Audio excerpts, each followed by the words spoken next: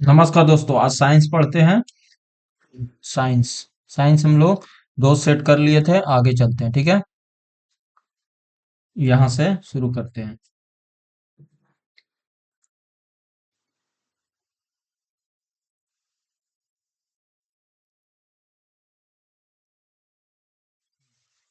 Question है। पहला question है कि पहला क्वेश्चन क्या है, देखो। पहला क्वेश्चन है कि निम्नलिखित में कौन सी श्रेणी उपभोक्ताओं का वर्ग नहीं है। उपभोक्ताओं का वर्ग नहीं। उपभोक्ता का मतलब होता है कंज्यूमर, जो कंज्यूम करता है किसी चीज को। तो ये तो मांस भक्षी भी कंज्यूम करता है, परजीवी भी कंज्यूम करता है, और शाक भक्षी भी करता है। लेकिन उत्पादक तो उत्पादक करता है, तो ये आंसर में नहीं होगा। मतलब ये होगा, उत्पादक जो है ना, उपभोक्ता का वर्ग नहीं है। क्यों? क्योंकि पारिस्थितिकी तंत्र में जीवों को उसकी पोषण विधियों के आधार पे विभिन्न श्रेणियों में बांटा गया है। एक होती है, क्या होती है? एक होती है प्रोसीजर, सॉरी प्रोड्यूसर। एक होती है प्रोड्यूसर, एक होती है प्रोड्यूसर, प्रोड्यूसर होती है, और एक होती है उत्पादक, कंज्यूमर। कंज्यूमर, कंज्यूमर, ठीक है।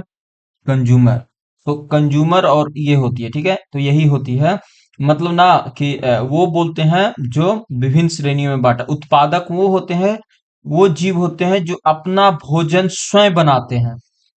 स्वयं बनाते हैं, स्वयं उत्पादक। ये स्वयं बनाते हैं, स्वयं। स्वयं बनाते हैं, स्वयं। भोजन अपना स्वयं बनाते हैं, इसीलिए इसको ऑटोट्रॉपिक्स भी कहा जाता है। ऑटोट्रॉपिक्स, ठीक है। और उत्पादक, उत्पादक जो होती है वो प्रकाश संश्लेषण के द्वारा, जैसे सूर्य के प्रकाश, जल, कार्बन डाइऑक्साइड के उपयोग करके अपना भोजन बनाते हैं। इसी के आधार पे हम कहते हैं, ठीक है, प्राथमिक स्रोत तरह मानते हैं, जैसे पौधे, शैवाल, साइनोबैक्टीरिया, ये सब। उपभोक्ता को आगे पोषण के स्थान पे हम लोग विभाजित करते हैं, जैसे प्राथमिक उपभोक्ता, द्वितीयक उपभोक्ता और तृतीयक उपभोक्ता, ठीक है। और सरवाही, सरवाही। तो यहाँ पे देखा जाए तो मांस भक्षी, परजीवी और शाक भक्षी क्या है? उपभोक्ताओं का वर्ग नहीं है। अगला क्वेश्चन है, पार्टियों और रेस्तरां को थर्मो थर्मोकोल डिस्पोजेबल का व्यापक रूप से इस्तेमाल किया जा रहा है। इस अभ्यास को बढ़ावा देकर हम जैव नवीनीकरण अपशिष्ट को वृद्धि दे रहे हैं। हम खर्चों में कटौती कर रहे हैं, डिस्पोजेबल का उपयोग करना सस्ता हो जाएगा। देखो, ये पर्यावरण से रिलेटेड है ना, तो ये बात तो हम अपने अंदर स्वास्थ्य संबंधी चिंता को बढ़ा रहे हैं। हम अपशिष्ट जैवनीकरण बना रहे हैं। देखो, थर्मोकवल डिस्पोजेबल को व्यापक रूप से कर रहे हैं, तो क्या हो रहा है? हम जैव नवीनीकरण अपशिष्ट को वृद्धि दे रहे हैं, ठीक है। इसका मतलब समझ रहे हो? जैसे देखते हो ना, पार्टियों में और रिश्तेदारों में थर्मोकपल डिस्पोजेबल का व्यापक रूप से उपयोग किया जाता है। इसे हम गैर जैव निम्नीकरण अपशिष्ट को वृद्धि दे रहे हैं, ठीक है। समझ रहे हो? गैर गैर गैर अपशिष्ट को जैवनीकरण नहीं, गैर।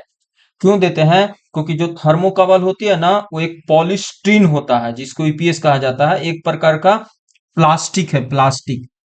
थर्मोकपल एक तरह का प्लास्टिक है, प्लास्टिक है, प्लास्टिक। और आप सभी जानते हो कि जो प्लास्टिक होती है ना, वो क्या जलती है या गलती है? नहीं जलती है ना गलती है। तो ये काफी खतरनाक हो जाता है हमारे पर्यावरण के लिए, ठीक है। जो प्रकृति के लिए जैव निवनीकरण नहीं है। मतलब थर्मोकपल को अगर आपको डिस्पोज करना, मतलब गलाना है, तो सैकड़ों वर्ष लग जाते हैं। सोच रहे हो ना? और ये छोटे छोटे टुकड़े में बढ़ जाता है, जिसको माइक्रो प्लास्टिक कहा जाता है, जो मिट्टी और पानी को काफी प्रदूषित कर देता है। इसीलिए देखते हो ना, पार्टियों में और स्तरों में थर्मोकपल डिस्पोजेबल व्यापक रूप से किया जा रहा है। इस अभ्यास को बढ़ावा देकर हम गैर जैव निम्नीकरण अपशिष्ट को वृद्धि दे रहे हैं। एक क्षण चुंबक के चारों ओर चुंबकीय क्षेत्र क्या दर्शाती है? क्या दर्शाती है? एक क्षण चुंबक के चारों ओर एक चुंबकीय क्षेत्र क्या दर्शाती है? गुरुत्वाकर्षण क्षेत्र? नहीं। चुंबक के चारों ओर इलेक्ट्रॉन की गति? नहीं। चुंबकीय क्षेत्र की दिशा ये चुंबक के चारों ओर वायु की प्रवाह? नहीं। चुंबकीय क्षेत्र की दिशा और सामर्थ्य को दर्शाता है, ठीक है। सामर्थ्य को दर्शाता है। देखो, जैसे ये होती है हमारा एक, क्या है, नॉर्थ पोल है और साउथ पोल है। तो देखो ना, तो नॉर्थ पोल से साउथ पोल, नॉर्थ पोल से साउथ पोल, नॉर्थ पोल से साउथ पोल, नॉर्थ पोल से साउथ पोल, नॉर्थ पोल से साउथ पोल, इस तरह से जाती है और इधर अंदर में पैरेलली और समान जाती है, ठीक है। तो जो चुंबकीय क्षेत्र होती है ना, एक सामर्थ्य दर्शाती है। चुंबकीय क्षेत्र पर जो स्पर्श रेखा किसी भी बिंदु पर चुंबकीय क्षेत्र को दिशा को इंगित करता है, डायरेक्शन को इंगित करता है, ठीक है। और चुंबकीय क्षेत्र उत्तरी ध्रुव से निकलती है और दक्षिणी ध्रुव में जाती है चुंबकीय के बाहर, लेकिन अंदर में इसका रिवर्स होती है। चुंबकीय क्षेत्र कभी भी एक दूसरे को नहीं काटती है, यदि काटती तो फिर डायरेक्शन दो हो जाएंगे ना, तो नहीं काटती है, ठीक है। और चुंबकीय क्षेत्र की जो संख्या होता है चुंबक की प्रबलता पर निर्भर कर, उसके पास इंटेंसिटी कितना है, ठीक है। और आपको पता है चुंबकीय क्षेत्र रेखाओं का उपयोग हर जगह किया जाता है, विद्युत मोटर में, जनरेटर में, ट्रांसफार्मर में, सब जगह करते हैं, ठीक है। अगला क्वेश्चन है कि विद्युत मोटर विद्युत ऊर्जा को क्या सी में करते हैं? तो यांत्रिक ऊर्जा में करते हैं, यांत्रिक ऊर्जा में। विद्युत मोटर जो होती है वो नाभिकीय ऊर्जा में करता है? नहीं। इलेक्ट्रॉन ऊर्जा में? नहीं। चुंबकीय ऊर्जा में? नहीं। विद्युत यांत्रिक ऊर्जा में करता है, ठीक है। विद्युत मोटर जो होती है वो यांत्रिक ऊर्जा में करता है, विद्युत ऊर्जा को यांत्रिक ऊर्जा में किया जाता है, ठीक है।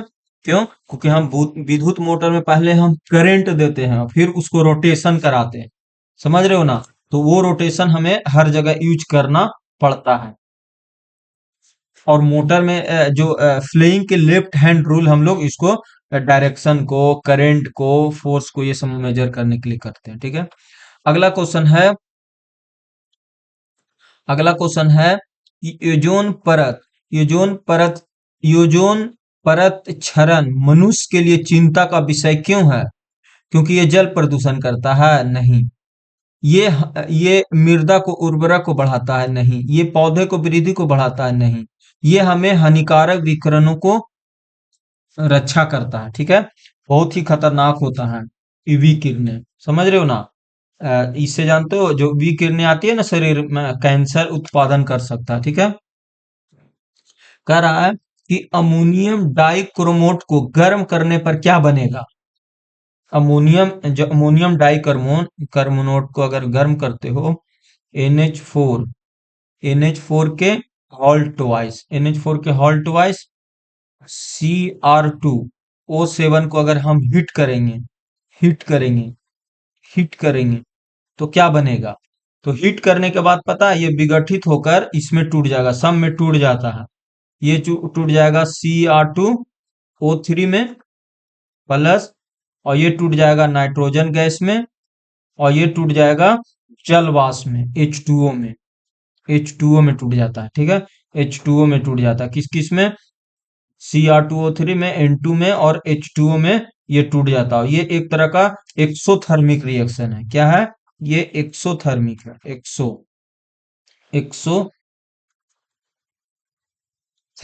एक्सोथर्मिक क्या है? अभिक्रिया है।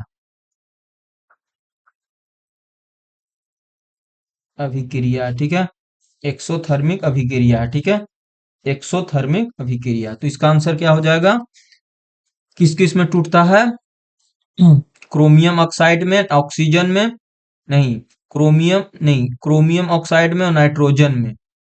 क्रोमियम ऑक्सीजन में नहीं, क्रोमियम ऑक्सीजन में नहीं, नाइट्रोजन में, ऑक्सीजन क्रोमियम ऑक्साइड में। तो किसमें जुड़ता है? क्रोमियम ऑक्साइड में और नाइट्रोजन में ये टूट जाता है, ठीक है। तो ये भी नहीं होगा, ऑक्सीजन में कहाँ टूट रहा है? तो इसका आंसर क्या हो जाएगा? ऑक्सीजन और नाइट्रोजन में, ठीक है। यहाँ तक क्लियर। मानव क्रियाओं का पर्यावरण पर क्या प्रभाव पड़ता है? मानव क्रियाओं का पर्यावरण पर क्या प्रभाव पड़ता है? कोई प्रभाव नहीं पड़ता है, ऐसा हो ही नहीं सकता है। उसका पर्यावरण प्रदूषण में योगदान होता है? ये अपशिष्ट निपटान में केवल सकारात्मक प्रभाव पड़ता है? नहीं, केवल उनका पर्यावरण प्रदूषण में योगदान होता है, ये अपशिष्ट को निपटाने में, ये हो जाएगा सी। मतलब मानव जो भी क्रियाएं होती है ना, वो सब हमारे देश के लिए, हमारे पर्यावरण के लिए ना, हमारे पर्यावरण के लिए खतरनाक है। जैसे वायु प्रदूषण, जल प्रदूषण, मृदा प्रदूषण, ये सब क्या है? सभी जानते हो क्या है। यहां तक क्लियर। अगला क्वेश्चन है, जापान जापान के जाक्सा सहयोग से चंद्र ध्रुवीय अवशोषण मिशन का नाम क्या है, जिसे अक्टूबर 2024 में भारत के राष्ट्रीय अंतरिक्ष आयोग द्वारा अनुमोदित किया गया था? तो ये होगा लुपेक्स। लुपेक्स, ये करेंट अफेयर है, लुपेक्स है, लुपेक्स। लुपेक्स जो जाक्सा है ना, वो ये जापान का एक अंतरिक्ष एजेंसी है, जाक्सा। इसरो भारत का है, ठीक है। तो ये ध्यान रखना। राशि अपने चिकन गार्डन में खाद बनाना चाहती है, ठीक है। वह रसोई के कचरे का उपयोग करने की योजना बना रहे हैं। इस काम के लिए कौन सा सबसे उपयुक्त है? राशि अपने किचन गार्डन के लिए खाद बनाना चाहती है, जो रसोई कचरे के लिए उपयोग की योजना बना रही है। जो उसके लिए है, देखो, सबसे पहले सबसे पहले प्लास्टिक। प्लास्टिक तो गलेगा नहीं, तो कचरा बनेगा नहीं। प्लास्टिक है, देखो यहाँ पे प्लास्टिक है, ये भी नहीं बनेगा। फिर है फिर है क्या क्या, फल के छिकड़ा, बची हुई सब्जियां, कागज, पैकिंग सीट भी। फिर है फलों के छिलका, बची हुई सब्जियां, कागज, फटी हुई सूती कपड़े।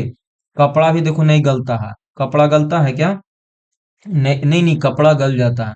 पैकिंग वाला जो सीट होती है ना, वो नहीं गलता, तो ये भी नहीं होगा। तो ऑप्शन सी हो जाएगा। समझ रहे हो ना? क्योंकि दो चीज होती है ना, एक तो होती है जैव नवीनीकरण जो गलेगा, वो पर्यावरण के लिए अच्छा है। और एक होगा जो अजैवनीकरण जो नहीं गलेगा, जैसे प्लास्टिक, कचरा, थर्मोकपल, ये सब क्या है? समझ रहे हो ना? तो इसलिए इसका आंसर जो पैकिंग सीट सीट जो होती है ना, वो एक तरह का पैकिंग सीट थर्मोकपल वाला होता है, तो ये गलता ही नहीं है। अगला क्वेश्चन है कि एक तार का प्रतिरोध R है, यदि उसकी लंबाई 8 गुना कर दी जाए और अनुप्रस्थ काट का क्षेत्रफल 1/4 कर दिया जाए, तो नया प्रतिरोध क्या होगा? बहुत सिंपल है। R बराबर क्या होती है? रो एल अपॉन ए। रो तो रो ही रहेगा, इसमें तो कुछ किया ही नहीं गया है। लंबाई को 8 गुना कर दिया गया है, 8 L कर दिया गया, ठीक है। और उसकी चौड़ाई, उसकी अनुप्रस्थ काट के क्षेत्रफल को 1/4 कर दिया गया है, मतलब A × 1/4 कर दिया गया है, ठीक है। तो ये हो जाएगा रो रो, और देखो ये इधर चलाएगा, तो ये हो जाएगा 32 L/A। तो यह हो जाएगा 32 रो L/A। तो नया क्या बनेगा? 32 टाइम्स बन जाएगा। जो भी बनेगा वो 32 टाइम्स होगा। नया जो होगा वो 32 टाइम्स होगा, तो 10 के A। ठीक है, यहां तक क्लियर। अगला क्वेश्चन है कि फ्लेइंग के दाएं हाथ के नियम का उपयोग सबसे पहले तो जनरेटर में होती है, जनरेटर में होता है, ठीक है, जनरेटर में होता है। ज्ञात करने के लिए किया जाता है गुरुत्वाकर्षण क्षेत्र को नहीं, धारावाही के चालक को दिशा में क्या किया जाता है? धारावाही के चालक के चुंबकीय क्षेत्र की दिशा में, धारावाही चालक के गति के दिशा में। देखो, सबसे पहले ये जनरेटर में यूज करते हैं, जनरेटर में यूज किया जाता है, ठीक है। और ये नियम बताता है, सबसे पहले तो ऑप्शन सी नहीं होगा, धारावाही चालक की धारा को दिशा को मेजर करने के लिए, ये भी नहीं होगा और ये भी नहीं होगा। तो 11 के क्या हो जाएगा? टी। समझ रहे हो? क्योंकि जनरेटर से क्या निकलती है? करंट निकलती है, करंट निकलती है। ये क्या करती है? ये मैकेनिकल एनर्जी को इलेक्ट्रिकल एनर्जी में कन्वर्ट करती है, ठीक है। मैकेनिकल एनर्जी को इलेक्ट्रिकल एनर्जी में कन्वर्ट करती है। तो फ्लेइंग के दाहिने हाथ का नियम का उपयोग धारावाही चालक के धारा की दिशा को ज्ञात करने में किया जाता है, ठीक है। धारावाही चालक के धारा की दिशा को ज्ञात करने में किया जाता है, ठीक है। यहां तक क्लियर, समझ में आ गया। और देखो, दो चीज होती है, ये नियम यही बताता ना कि चुंबकीय क्षेत्र में घुमाना है, विद्युत धारा प्रेरित होगा, किस उपयोग करेंगे। दो चीज होती है, एक तो फ्लेइंग के बाएं हाथ का नियम और एक होती है दाएं हाथ का नियम। इसका उपयोग किया जाता है, देखो, बाएं हाथ का जो नियम होती है ना, वो बल की दिशा ज्ञात करने के लिए किया जाता है। मैं इधर लिख देता हूँ, देखो, थोड़ा सा मैं लिख देता हूँ ताकि रिवीजन हो जाएगा। और यही ग्रुप डी के लिए इनफ है। फिर मैं मैथ कराऊंगा, फिर मैं पूरा मैथ भी कराऊंगा, रीजनिंग भी कराऊंगा, करंट अफेयर भी कराऊंगा। और जो हवाबाजी करते हैं ना यूट्यूब पे, वो सब छोड़ दो, कंटेंट सही पढ़ो। देखो, अगला है, इधर मैं पढ़ता हूँ, इधर मैं लिखता हूँ फ्लेइंग, फ्लेमिंग, फ्लेमिंग, फ्लेमिंग का बाएं हाथ का नियम। ठीक है, नियम। और इधर मैं लिखता हूं दाएं, दाएं दाएं हाथ का, दाएं हाथ का अंगूठा नियम। देखो, दो चीज होती है, सुनो। एक होती है, मैं इधर लिखता हूँ, इधर इसको हटा देता हूँ।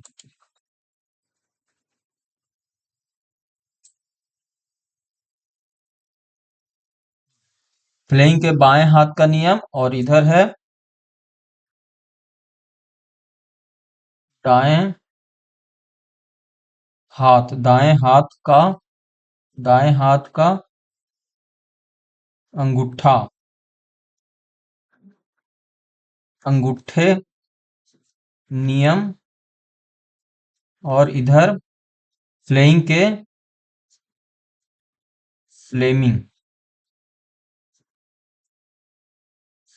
फ्लेमिंग के,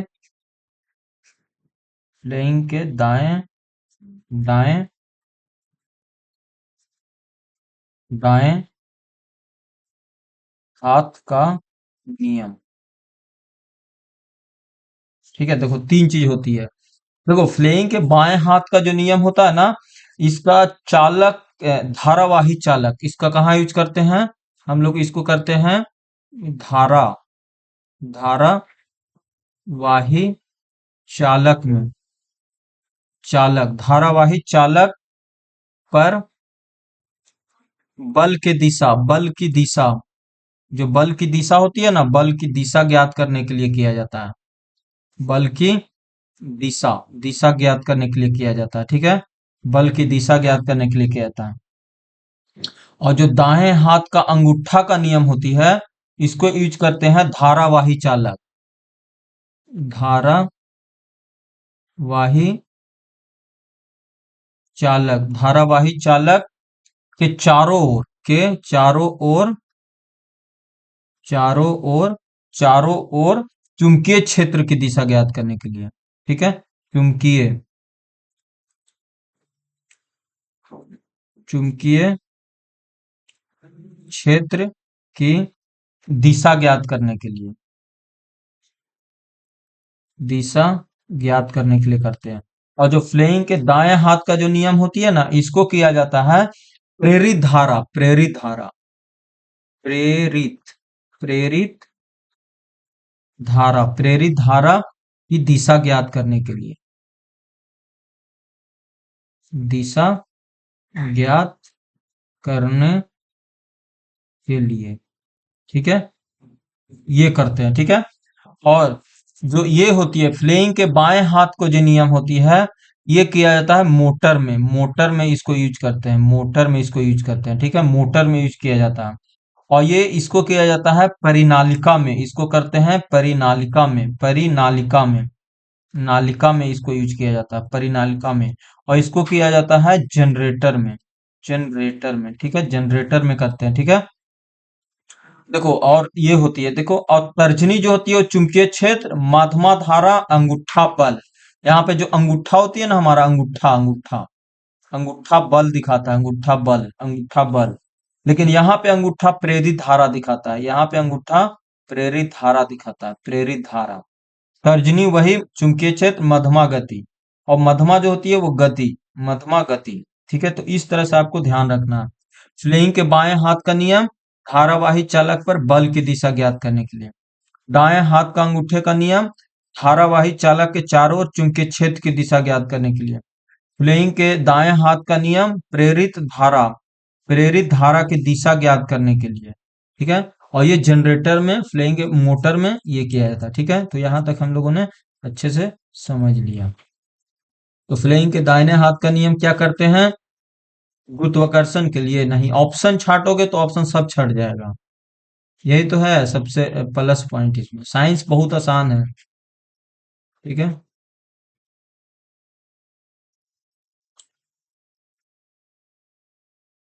देखो इसमें क्या बोला गया था, फ्लेइंग के दाएं हाथ। तो दाएं हाथ का देखो, ये तो होगा नहीं, ऑप्शन सी के बारे में सोचना नहीं है। धारावाही चालक की गति, ये गति जो होती है ना, ये करते हैं लेफ्ट से, धारावाही लेफ्ट, लेफ्ट हैंड फ्लेइंग के। और ये आंसर होता है, ठीक है। और ये जो है ना, ये किया जाता है अंगूठा, अंगूठा का नियम। विद्युत परिपथ में किसी दिए गए धातु के चारों ओर विभवांतर, चारों सिरों पर विभवांतर भी है, उससे प्रभावित धारा अनुक्रमानुपाती होती है, बशर्ते उसका तापमान समान रहे। तो ये किसका बोला गया है? ओम का नियम।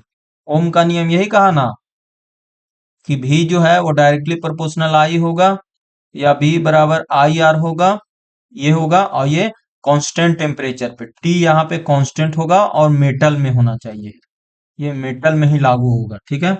न्यूटन का नियम, प्रतिरोध का नियम, एम्पियर का नियम।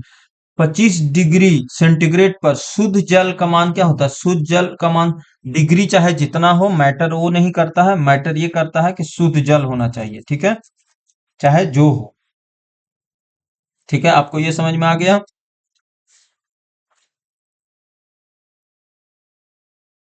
आगे चलते हैं। अगला क्वेश्चन है कि रेडॉक्स अभिक्रिया उपचयन और अपचयन प्रक्रिया में अपचयन के रूप में वर्गीकृत किया। देखो अपचयन मतलब होता है reduction, sorry oxidation, oxidation, oxidation होती है। तो ऑक्सीडेशन में क्या होती है? ऑक्सीजन की वृद्धि, एक विद्युत ऋणात्मक तत्व की वृद्धि, हाइड्रोजन की वृद्धि, इलेक्ट्रॉन की ह्रास। देखो इसमें देना, हाँ, रेडॉक्स रिएक्शन में क्या होती है? तो अपचयन बोला जा रहा है यहाँ पे, अपचयन है, अपचयन, चयन। तो अपचयन में क्या होती है? हाइड सॉरी सॉरी अपचयन है ना, ऑक्सीडेशन नहीं है, अपचयन है तो रिडक्शन होगा, रिडक्शन, सॉरी सॉरी, रिडक्शन होगा, रिडक्शन। उपचयन, देखो उपचयन का मतलब ऑक्सीडेशन, ऑक्सीडेशन। और अपचयन का मतलब होता है रिडक्शन, रिडक्शन। तो देखो ऑक्सीजन की वृद्धि नहीं, ऑक्सीजन की वृद्धि नहीं होता है, कमी होता है। एक विद्युत ऋणात्मक तत्व की वृद्धि, ये भी गलत। इलेक्ट्रॉन की ह्रास इसमें होती है बट ऑक्सीडेशन में होता है, तो ये हाइड्रोजन की वृद्धि होती है, ठीक है, हाइड्रोजन की वृद्धि होगा। देखो रेडॉक्स रिएक्शन में अपचयन और उपचयन में, अपचयन को हाइड्रोजन की वृद्धि के वर्णित किया गया है। उपचयन प्रक्रिया हुआ है जिसमें कोई परमाणु अणु इलेक्ट्रॉन का ह्रास होगा, ऑक्सीजन की वृद्धि होगी, या हाइड्रोजन का ह्रास होगा, या विद्युत ऋणात्मक तत्व की वृद्धि होगी। उपचयन की तत्व ही ऑक्सीकरण अवस्था बढ़ती है, ठीक है। और उपचयन जिसको अपकरण कहा जाता है, सॉरी उपचयन, अपचयन जिसको रिडक्शन कहते हैं, उसमें क्या होती है? अपचयन की प्रक्रिया में इलेक्ट्रॉन अणु, इलेक्ट्रॉन की वृद्धि होगा, ऑक्सीजन का कम होगा, हाइड्रोजन वृद्धि होगा, और विद्युत ऋणात्मक तत्व का ह्रास होता। तो ये सब बातें देख रहे हो ना, देखो ये जो बातें देख रहे हो, ये सब बातें, देखो ऑक्सीजन की वृद्धि, इलेक्ट्रॉन का ह्रास, और एक विद्युत ऋणात्मक तत्व की वृद्धि, ये सब कहाँ होती है? उपचयन में होता है, उपचयन में। और अपचयन में क्या होगा? इसका उल्टा कर दो, हो जाएगा। अगला क्वेश्चन कह रहा है कि एक गैर जैव नवीनीकरण अपशिष्ट पर्यावरण समस्या क्यों उत्पन्न करते हैं? क्यों उत्पन्न करते हैं? वो पर्यावरण को लंबे समय तक बना, केवल पौधे के लिए विषाक्त है, आसानी से पुचक्रण नहीं, आसानी से नहीं होती है, उर्वरता नहीं बढ़ाती है। देखो ये पर्यावरण में लंबे समय तक बना रहते हैं, इसीलिए ये कहानी खतरनाक हो जाता है, ठीक है, समझ रहे हो।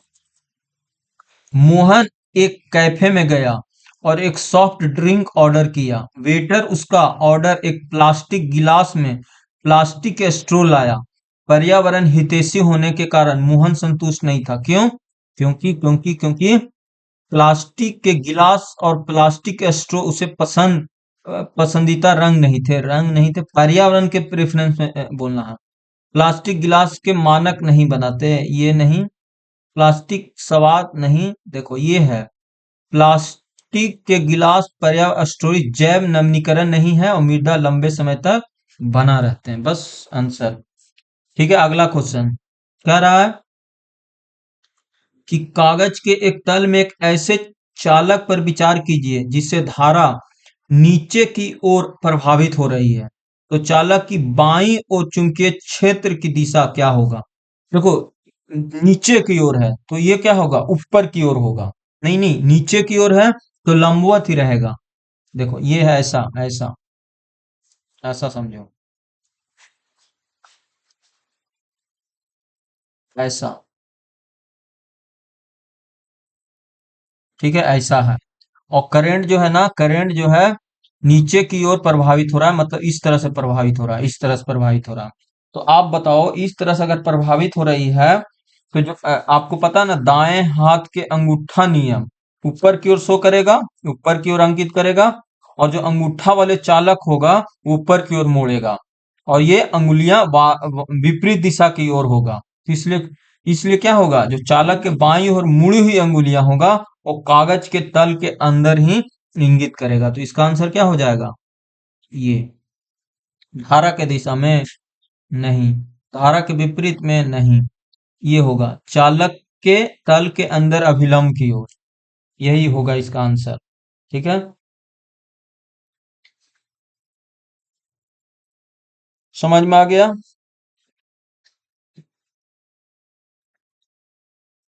अगला क्वेश्चन है, सोडियम हाइड्रोक्साइड के उत्पादन के लिए आमतौर पर किस औद्योगिक का उपयोग किया जाता है? तो ये किया जाता है फाइबर के लिए, तो करते हैं NH3, NH3 करते हैं। ठीक है, लवण जल विद्युत अपघटन संपर्क क्लस्टर किलकर ये करते हैं। 18 के क्या हो जाएगा? ये करते हैं, लवण जल विद्युत अपघटन से किया जाता है सोडियम हाइड्रोक्साइड का। सोडियम हाइड्रोक्साइड का जो उत्पादन करते हैं, ये करते हैं वैद्युत अपघटन, वैद्युत अपघटन। यहाँ पे है ना, वैद्युत अपघटन से किया जाता है, वैद्युत अपघटन प्रक्रिया से करते हैं। सोडियम हाइड्रोक्साइड के उत्पादन के लिए आमतौर पर जो करते हैं वो वैद्युत अपघटन औद्योगिक प्रक्रिया का उपयोग किया जाता है। ठीक है, इस प्रक्रिया में जो सोडियम क्लोराइड होती है वो लवण से विद्युत धारा प्रवाहित किया जाता है, मतलब इसमें इलेक्ट्रोलाइसिस किया जाता है, इलेक्ट्रोलाइसिस। ठीक है, और ये जो देख रहे हो ना, हैबर हैबर, ये अमोनिया के लिए करते हैं, अमोनिया के लिए। ठीक है, और ये जो देख रहे हो ना, संपर्क संपर्क प्रक्रिया, ये H2SO4 के लिए किया जाता है, H2SO4 के लिए किया जाता है। ठीक है, H2SO4 के लिए किया जाता है, H2SO4 के लिए। ठीक है, आगे चलते हैं। निम्नलिखित में कौन सा कथन उसके लिए अच्छा वर्णन करता है कि पोटेशियम ब्रोमाइड एक आयनिक यौगिक है जो ठोस रूप से विद्युत चालन नहीं करते लेकिन गतित रूप से करते हैं। तो देखो, गतित रूप से गैसीय परमाणु विघटित हो जाता है, नहीं। ठोस दुर्बल आयन है, विद्युत चालन नहीं करते। परमाणु से बना हो तो इसमें मुक्त इलेक्ट्रॉन नहीं होते। आयनिक अबंध, देखो आयनिक अबंध जो ठोस में आयन को रोकते हैं, ये हो जाएगा 19 के डी। समझ रहे हो ना? निम्नलिखित में कौन सा कथन सबसे अच्छी वर्णन करता है कि पोटेशियम ब्रोमाइड जैसे आयनिक यौगिक ठोस रूप से विद्युत चालन नहीं करते लेकिन गलित गलित मतलब गला दिया जाए, उसको इलेक्ट्रोलाइसिस कर दिया जाए तो करेंगे। तो ये एक आयनिक अबंध है और ठोस जो होती है ना वो आयन संचालन को रोकते रहते हैं, इसीलिए। ठीक है, तो इसका आंसर डी हो जाएगा। समझ में आ गया? डी। क्योंकि आयनिक यौगिक क्या होती है, आपको पता ही होगा कि आयनिक यौगिक उच्च गलनांक और क्वथनांक होता है। ठोस अवस्था में विद्युत के कुचालक होता है, लेकिन जब जैसे ही हम उसको गलित अवस्था करेंगे तो सुचालक हो जाएगा। और ध्रुवीय विलायकों में घुलनशील होता है और कठोर और भंगुर होती है। आयन आयन आयन, समझ रहे हो ना? क्या होती है? उच्च गलनांक और क्वथनांक होता है। ठोस अवस्था में विद्युत के कुचालक होगा लेकिन गलित अवस्था में सुचालक होती है। ध्रुवीय विलायकों में घुलनशील होती है और कठोर और भंगुर होती है। एक चालक 0.8 ओम प्रतिरोध के इतना धारा प्रवाहित हो रही है, तो विभवांतर क्या होगा? तो विभवांतर क्या होगा? V बराबर होती है I इंटू आर। आई कितना दिया हुआ है? 150, लेकिन माइक्रोमीटर में, तो 10⁻³ और 0.8 ये होगा, सॉरी -3 मिलीमीटर है ना, तो ये क्या हो जाएगा? 150 और 1000 नीचे चला जाएगा और 8/10, 15 कितना होता है? 120 होता है, 120, 1200 बटे 4000, तो 2 जीरो से 2 जीरो कट गया, तो यह बचेगा 0.12 वोल्ट। 15 ओम का एक प्रतिरोध 12 सेकेंड के लिए, इतना धारा उष्मा क्या होगा? तो H इक्वल टू होती है I² RT। कितना दिया हुआ है? 2.5 इंटू 2.5 इंटू आर कितना है? 15 इंटू टाइम कितना है? 12, मतलब ये हो जाएगा 10, तो 625 इंटू 15 और कितना था? 12/100। ये था, देखो 625 को मल्टीप्लाई करो, 15 और 12 कितना होता है? 300 होता है शायद, या 180, 12 और 12×5 = 60, 180 होता है। 180, 180 गुने 625 मल्टीप्लाई कर दो, तो 625, 0 0 0, 8×5 = 2, हाथ में 4, और 16, 8 दूनी 16, 16×4 = 20, और 6 × 48 और 2 50, तो ये जो होगा 0 0 5 2 6 5 11 और 2 कट जाएगा, तो 11×25 डी। संयोजन अभिक्रिया क्या होती है? संयोजन अभिक्रिया होती है कि दो टूट के एक कॉम्बिनेशन में होगा। संयोजन, कॉम्बिनेशन, देखो कॉम्बिनेशन है, ये तो डबल डिस्प्लेसमेंट है, ये तो डिकम्पोजिशन है, ये है ये, और ये भी एक डिस्प्लेसमेंट है, तो सी हो जाएगा 22 के सी। यदि कोई चालक यदि यदि कोई चालक ओम के नियम का पालन करता है, तो विद्युत धारा और वोल्टता के बीच ग्राफ क्या होती है? सरल रेखा होती है, इस तरह से, मतलब V बराबर IR में यही होती है सरल रेखा। निम्नलिखित में कौन सा मीथेन CH4 के लिए सही लुईस संरचना दर्शाता है? तो देखो मीथेन क्या होती है? इस तरह से होता है, इस तरह से, इस तरह से इसका संरचना होता है, ठीक है। तो कह रहा है कि एक हाइड्रोजन परमाणु दोहरे अवंत के साथ नहीं, 3 अवंत के साथ नहीं, दो दो नहीं, एक एकल 4 हाइड्रोजन परमाणु वाले आयनिक कार्बन परमाणु के साथ, 24 के डी। समझ में आ गया? रवि ने एक एक्वारियम खरीदा। रवि ने एक एक्वारियम खरीदा। उसे यह जानकर आश्चर्य हुआ कि एक्वारियम एक नियमित सफाई आवश्यक है। इनमें नियमित रूप से साफ करना क्यों आवश्यक है? एक्वारियम खरीदा।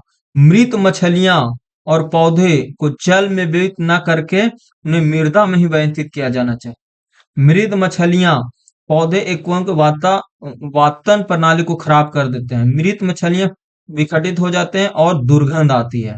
मृत मछलियां एक्वम विद्युत खराब करते हैं, तो 25 के इसका आंसर क्या हो जाएगा? दुर्गंध तो होगा, जब वो मर जाएगा तो क्या होगा?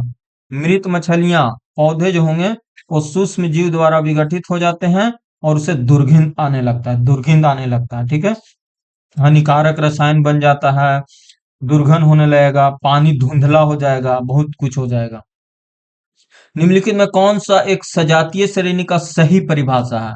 सजातीय श्रेणी में क्या होता है? समान आणविक द्रव्यमान और यौगिक श्रेणी नहीं, समान प्रवर्तनिक समूह, समान रासायनिक गुण वाले यौगिक की श्रेणी, समान भौतिक विभिन्नात्मक, ये वाला, समान पर्यात्मक समूह और समान रासायनिक गुण वाले यौगिक की श्रेणी होती है।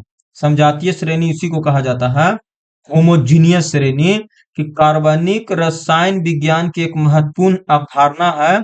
यह यौगिक को ऐसा समूह बनाता है जिनमें जिनमें क्या क्या विशेषता होता है? देखो, सबसे पहला विशेषता होता है कि एक ही फंक्शनल ग्रुप उपस्थित रहेगा, एक ही फंक्शनल ग्रुप उपस्थित रहती है, ठीक है, एक ही फंक्शनल ग्रुप उपस्थित रहेगा। दूसरा, दूसरा पर्यात्मक समूह, परमाणु या परमाणुओं का समूह होता है जो यौगिक के रूप में उत्तरदायी होता है। अल्कोहल सजातीय तो सभी सदस्य OH में होगा, ठीक है। एक और एक ही सजातीय श्रेणी के जो समान आणविक सूत्र द्वारा दर्शाया जाता है, समझ रहे हो ना। और सभी सदस्यों का समान पर्यात्मक समूह होता है, इसलिए रासायनिक गुण भी समान होती है। वे समान प्रकार के रासायनिक में भाग भी लेते हैं। हाँ, इसके भौतिक गुण में परिवर्तन दिखाई देते हैं क्योंकि आणविक द्रव्यमान बढ़ते जाता है ना। और दूसरी बात ना कि किसी सजातीय श्रेणी में दो क्रामक सदस्यों के आणविक CH2 का अंतर होता है। CH2 का मतलब CH2 का अंतर अगर आप देखते हो इसका, जैसे CN सॉरी CnH2n+2 और CnH2n देखोगे तो इसमें CH2 का अंतर दिखाई देगा।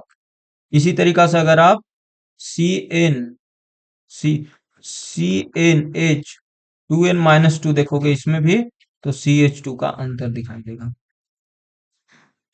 तो इसका आंसर क्या हो जाएगा? बी। उद्यान उद्यान एक पारिस्थितिक तंत्र है, क्यों? क्योंकि इसमें पौधे, वृक्ष, पुष्प जैसे केवल जैविक घटक होते हैं।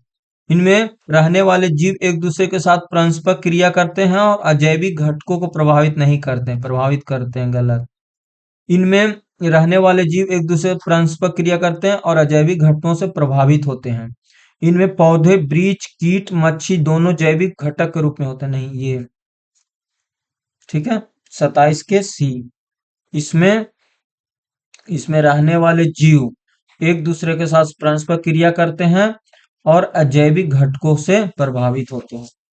एक उद्यान में यही होता है, मतलब एक गार्डन एक पारिस्थितिक तंत्र होती है जिनमें जीव एक दूसरे के परस्पर क्रिया करते हैं और जैविक घटकों को प्रभावित करते हैं, ठीक है। जैविक घटक वो चीज होती है जो जीव होती है और जैविक घटक वो चीज होती है जो मृत्यु वाला होती है, मतलब उसमें जान ना होता है, जैसे पानी, ये सब। कौन सी धातु प्रतिक्रिया श्रृंखला के सबसे ऊपर होता है? तो पोटेशियम। पोटेशियम देखो, पहले पोटेशियम, फिर सोडियम, फिर कैल्शियम, फिर मैग्नीशियम, फिर अल्मुनियम, अल्मुनियम के बाद जिंक, जिंक के बाद कॉपर कॉपर, फिर एफी, एफी हो गया, फिर टीन, टीन एसएन, फिर पीबी, पीबी, फिर कॉपर, कॉपर हो गया, Hg हो गया, फिर Au हो गया और Pt हो गया। ये सीरीज होती है। तो सबसे टॉपेस्ट में देखोगे ना, तो पोटेशियम होती है, पोटेशियम जो समूह 1 में रखा गया है, क्षार, एल्कली मेटल कहलाता है ये। यदि यदि किसी तार का क्षेत्रफल बदले बिना उसके खींचकर उसकी लंबाई 4 गुनी कर दी जाए, 4 गुनी कर दी जाए, तो उसकी प्रतिरोधकता पर क्या प्रभाव पड़ेगा? देखो, सबसे पहले समझो, आर बराबर होती है रो इंटू L/A। तो यहां से रो जो होती है ना, वो हो जाएगा R/A/L, ठीक है, समझना। देखो एक चीज समझो, यहाँ पे पूछा गया है प्रतिरोधकता। तो प्रतिरोधकता जो होती है ना, वो ना तो आर पे डिपेंड करता है, ना ए पे डिपेंड करता है, ना एल पे डिपेंड करता है। ये करता है नेचर ऑफ मटेरियल पे और टेम्परेचर पे, कि मटेरियल कैसा है। तो दुगना हो जाएगा नहीं, आधी हो जाएगा नहीं, 4 गुनी हो जाएगा नहीं, समान बना रहेगा। समझ रहे हो ना, समान बना रहेगा। ये किसी के साथ चेंज नहीं करता है। प्रतिरोधकता जो होती है ना, वो सिर्फ और सिर्फ पदार्थ की प्रकृति और टेम्परेचर पे डिपेंड करता है, ना कि लेंथ पे, रेजिस्टेंस पे, ठीक है। अगला क्वेश्चन है कि निम्नलिखित में कौन वायुमंडल में ओजोन परत के तीक्ष्णता के कारण होती है? तो ये होती है क्लोरोफ्लोरोकार्बन या हाइड्रोफ्लोरोकार्बन। तो ये होती है क्लोरोफ्लोरोकार्बन। क्लोरोफ्लोरोकार्बन जो होती है ना, वो काफी खतरनाक होता है, जो ओजोन परत को क्षय देता है, ठीक है। अगला क्वेश्चन है, शुद्ध लवणीय विलयन में विद्युत अपघटन के दौरान कैथोड पर कौन सा आयन अपचटित होती है? कैथोड है, कैथोड। तो कैथोड पर क्या होगा? कैथोड पर क्या होगा? हाइड्रोजन प्लस, क्योंकि ये विद्युत अपघटन के दौरान हो रहा है, शुद्ध लवणीय। देखो शुद्ध लवणीय में जब भी विद्युत अपघटन के दौरान कैथोड पर ही H आयन प्रसरित होती है, क्योंकि शुद्ध लवण है ना, जैसे ये NaCl, NaCl इस तरह से। तो NaCl में आप देखोगे, मतलब जब NaCl घुलेगा तो क्या होगा, सोडियम आयन और हाइड्रोनियम आयन बनेगा। इसलिए जब भी होगा तो अपचयन होगा और उपचयन होगा। तो शुद्ध लवणीय विलयन में विद्युत अपघटन के दौरान कैथोड पर कौन सा आयन अपचयित होता है, तो H+। ठीक है।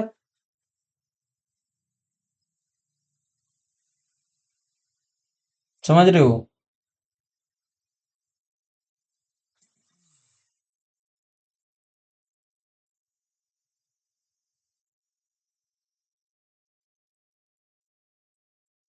यहाँ तक क्लियर?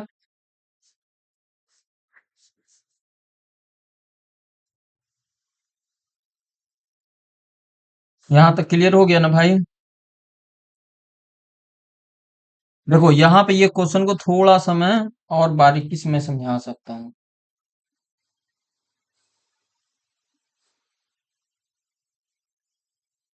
हेलो। हेलो।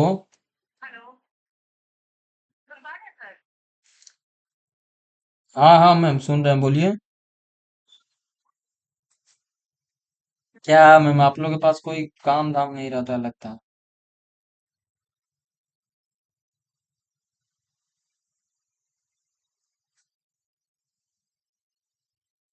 देखो इसमें क्या होती है, शुद्ध लवणीय विलयन में विद्युत अपघटन के दौरान कैथोड पर H+ आयन बनते हैं। समझ रहे हो? और शुद्ध विलयन से तात्पर्य है शुद्ध जलीय सोडियम क्लोराइड विलयन से। जो शुद्ध लवणीय विलयन देख रहे हो ना, शुद्ध लवणीय विलयन, ये होती है NaCl, NaCl से, NaCl से। और NaCl में देख रहे हो ना, इसमें क्या क्या बनेगा देखो।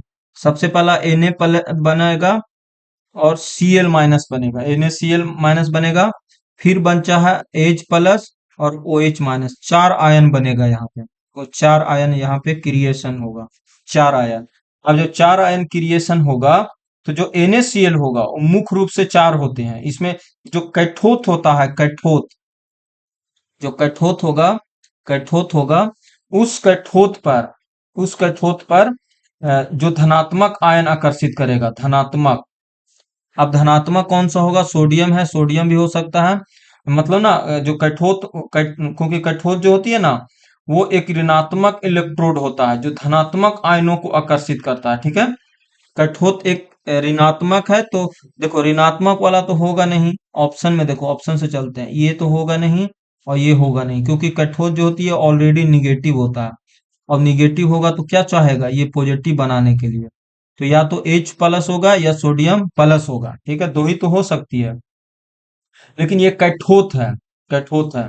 तो कैथोड पर जब भी होगा तो H+ होता है। ठीक है, H+, समझ रहे हो ना?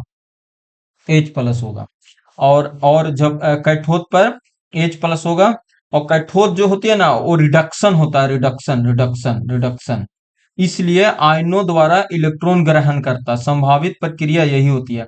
अब सोडियम आयन का अपचयन होगा। सोडियम, सोडियम तो धातु है ना, तो इसका तो अपचयन हो जाएगा। और हाइड्रोजन आयन का भी अपचयन होगा, तो हाइड्रोजन गैस का उत्पादन होगा। तो मोस्टली होगा। ठीक है, तो यहां तक हम लोगों ने कर लिया। तो ये शुद्ध लवण पर क्या होती है, H+। अगला क्वेश्चन है, अगला क्वेश्चन है, अगला क्वेश्चन है कि पौधे में, पौधे में लैंगिक जनन का अंतिम उत्पाद क्या होती है। जब पौधे में लैंगिक जनन होता है तो अंतिम उत्पाद क्या, पत्तियां बनता है, नहीं। फूल बनते हैं, नहीं। फल बनते हैं, नहीं। बीज बनता है, बीज, बीज, बीज बनता है। देखो पौधे का जो लैंगिक जनन होता है ना, वो अंतिम उत्पाद बीज होता है, क्योंकि लैंगिक जनन का अंतिम उत्पाद बीज है जो नए पौधे को जन्म देने में सक्षम होता है। ठीक है, तो अंतिम उत्पाद बीज ही है, बीज। फल नहीं, बीज। फल में ही तो बीज रहता, तो बीज होगा।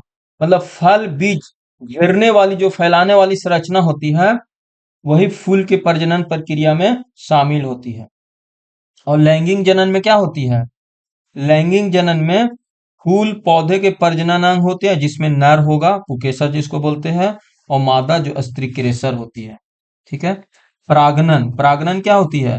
जो नर पुकेसर से स्त्री क्रेसर तक स्थानांतरित होती है। और ये किसके कारण होती है? परागनन किसके कारण होता है, पूछा जाता है। परागकण, परागकण जो होती है वो जनरली हवा से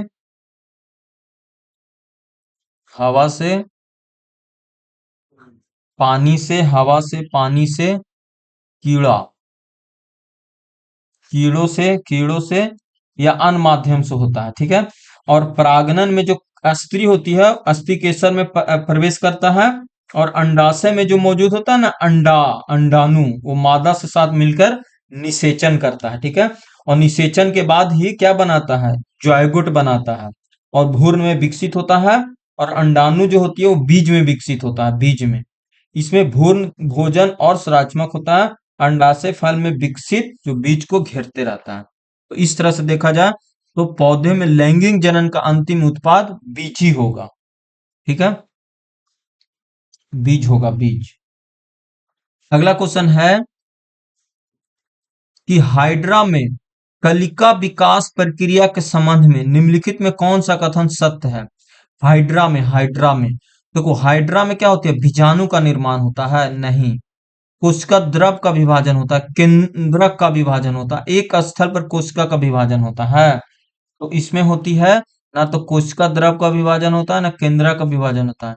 एक स्थल पर कोशिका विभाजन होती है, एक स्थल पर। तो इसका ऑप्शन डी हो जाएगा। देखो, सबसे पहले हाइड्रा जो होती है ना, हाइड्रा में कलिका का विकास जो होता है वो एक स्थल पर कोशिका विभाजन होती है। मतलब हाइड्रा में, क्योंकि हाइड्रा क्या है? एक अलैंगिक जनन है, अलैंगिक होता है इसमें। अलैंगिक, अलैंगिक, अलैंगिक, अलैंगिक प्रजनन होता है इसमें। प्रजनन होता है, ठीक है, प्रजनन होता है। ठीक है। तो हाइड्रा के जो शरीर होती है ना, वो बाहरी परत पर एक छोटा सा कलिका दिखाई देता है, जो क्या करती है ना, देखो तो कोशिका बार बार विभाजन करके बनता है कलिका में।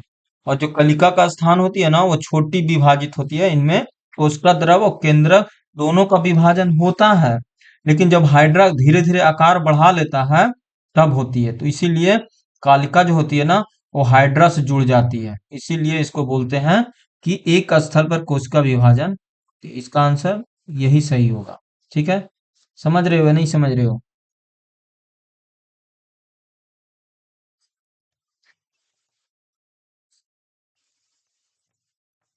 यहाँ तक क्लियर?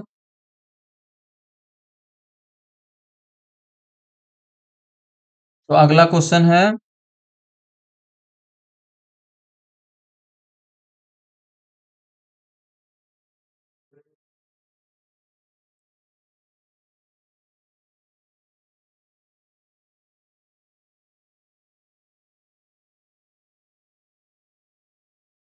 अगला क्वेश्चन क्या है?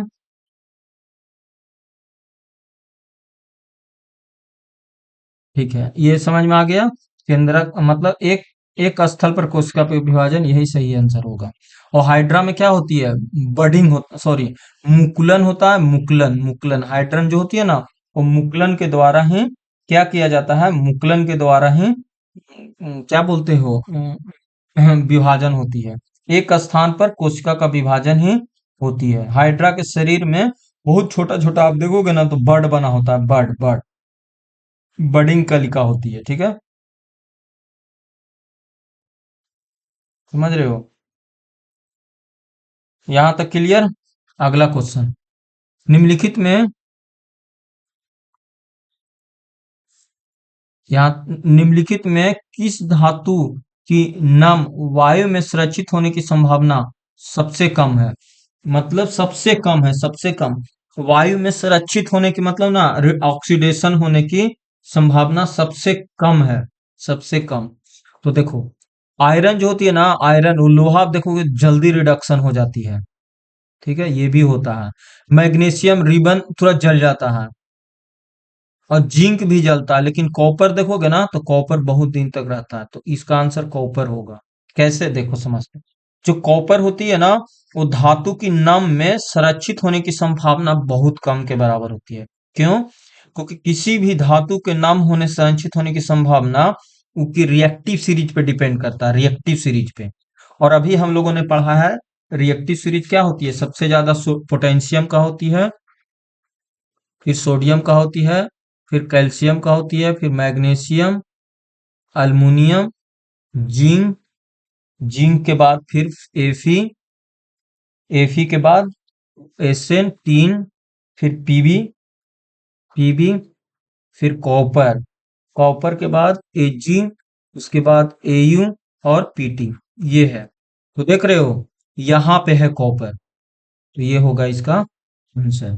ठीक है, कॉपर जो होगा ना वो सबसे मतलब इस श्रृंखला के अनुसार देखोगे तो कॉपर का रिएक्टिव सीरीज बहुत कम है, ना के बराबर। देख रहे हो ना, समझ रहे हो ना। और एक चीज और जानो, जब आयरन होती है ना, आयरन जो होती है, ये आयरन, आयरन जब होती है, आयरन जब होती है ना, तो ये पता है लाल बन जाता है, लाल भूरे रंग बन जाता है, लाल बन जाता है, लाल, लाल बन जाता है, लाल। ठीक है, लाल, समझ रहे हो। और जिंक देखो, जिंक, जिंक जो है ना, जिंक, देखो सबसे पहले ये समझो कि इस अनुसार से तो हमारा आंसर कॉपर होगा। और बहुत ही कम प्रतिक्रियाशील होती है, धातुओं के जो प्रतिक्रियाशील के अनुसार देखोगे तो सबसे घटते क्रम में कॉपर है, कॉपर के बाद भी है और भी है, एजी है, एयू है, पीटी है। ठीक है, तो इसमें देखा जाए तो मैग्नीशियम हो गया सबसे ज्यादा है, फिर जिंक है, फिर आयरन है, इस तरह से।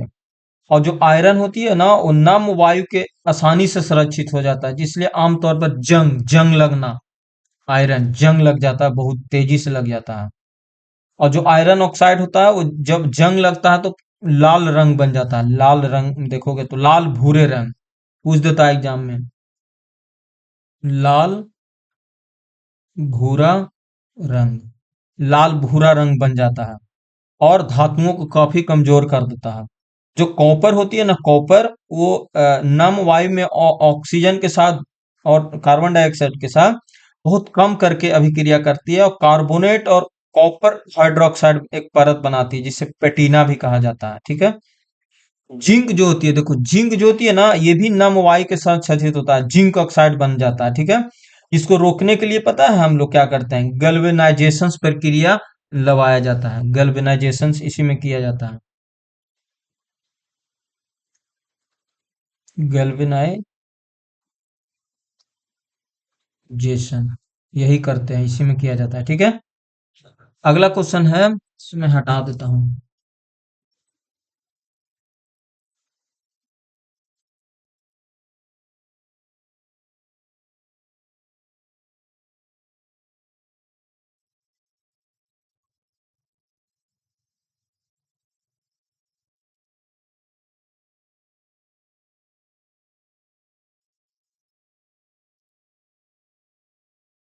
अगला क्वेश्चन है, देखो अगला क्वेश्चन है, अगला क्वेश्चन कि निम्नलिखित में निषेचन के बाद, देखो निषेचन के बाद, निषेचन के बाद, निषेचन के बाद युग्म में अनेक बार विभाजित होकर बीजांड के अंदर कौन सी संरचना बनाता है, कौन सी संरचना बनाता है, तो ये बनाता है भ्रूण, भ्रूण, भ्रूण।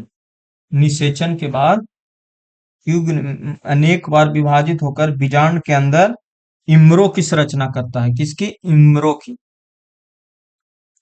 बीज की नहीं, इम्रो की, इम्रो की संरचना करता है, इम्रो की संरचना करता है। ठीक है, समझ रहे हो ना। देखो निषेचन जो की प्रक्रिया है ना, वो पौधे में लैंगिक जनन का सबसे महत्वपूर्ण है, निषेचन। परागनन क्या होती है, परागकण, देखो फिर से समझते हैं, परागकण, पराग, परागकण, परागकण, परागकण जो होती है, ये क्या होती है, स्टिग्मा पर पहुंचते हैं, फिर परागकण बीजांड पहुंचते हैं और इस तरह से बनता है। ठीक है, जॉगेट के काम करता है, जॉगेट बनाने का काम करता है। ठीक है, तो ये जान लो कि निषेचन के बाद, निषेचन के बाद युग्म अनेक बार विभाजित होकर बीजांड के भीतर फल बनाता है नहीं, वर्तिका बनाता नहीं, बीज नहीं, भ्रूण बनाता है, भ्रूण। ठीक है, आगे चलते हैं। अगला क्वेश्चन है कि निम्नलिखित में कौन सा कारक चालक के प्रतिरोध के अनुक्रमानुपाती से प्रभावित होती है? तो आर बराबर क्या होती है? रो इंटू एल बाई ए। तो देखो चालक की लंबाई, चालक की शक्ति, चालक की वोल्टता, चालक की नहीं, चालक के लंबाई पे डिपेंड करता है, क्योंकि आर जो होती है वो डायरेक्टली प्रोपोर्शनल एल, आर जो होती है वो डायरेक्टली प्रोपोर्शनल 1 अपॉन ए, और डायरेक्टली प्रोपोर्शनल रेजिस्टिविटी, ये सब पे डिपेंड करता है ये। ठीक है, तो इसका आंसर क्या हो जाएगा? 5 के सी। अगला क्वेश्चन है, निम्न में कौन सा एक रासायनिक समीकरण संतुलन है? तो कोई यहाँ पे 4 हाइड्रोजन, तो यहाँ पे भी 4 हाइड्रोजन, बिल्कुल। यहाँ पे 2 हाइड्रोजन, तो यहाँ पे ऑक्सीजन, तो 2 ऑक्सीजन, तो यही सही है। ये देखो यहाँ पे 4 हो गया, ये नहीं होगा, ये नहीं होगा, ये नहीं होगा, 6 के ए हो जाएगा। बहुत सिंपल क्वेश्चन है। निम्नलिखित में कौन सी अभिक्रिया के ब्लीचिंग पाउडर का उत्पादन होती है? ब्लीचिंग पाउडर बनता है, देखो ब्लीचिंग पाउडर इसमें बनता है नहीं, इसमें नहीं बनता है, इसमें बनता है सी ए, देखो इसमें इसमें बनता है, देखो इसमें CaCl2, देखो ये बन रहा है ब्लीचिंग पाउडर, ये भी नहीं बन रहा, ये भी नहीं बन रहा, ये बन रहा। तो 7 के क्या हो जाएगा? ए। 7 का ए में ब्लीचिंग पाउडर देखो बनाया जा रहा, नहीं बन रहा। जब हम जब हम CaOH के हॉल ट्वाइस के साथ रिएक्शन करते हैं Cl2 को, तो क्या बनता है? CaOCl2 बनेगा और H2O बनता है। ब्लीचिंग पाउडर जो होता है ना, वो हल्के पीले रंग का होता है, इसमें क्लोरीन की तिखी गंध होती है, और ये पानी को आंशिक रूप से घुलनशील कर देता है। जो पानी में घोलने पर क्लोरीन गंध देता है ना, ये, और ये काफी ऑक्सीकारक होता है, ठीक है। अगला क्वेश्चन है, राइजोपस में धागे जैसी संरचना होती है। राइजोपस राइजोपस में धागे जैसी संरचना होती है, उसको कवक तंतु कहा जाता है, कवक तंतु। ठीक है, राइजोपस में धागे जैसी जो संरचना होती है ना, उसको कवक तंतु या कवक जाल कहा जाता है, कवक जाल। ठीक है, ये आंसर हो जाएगा। ठीक है, कवक तंतु या ये। ठीक है, यहाँ तक क्लियर।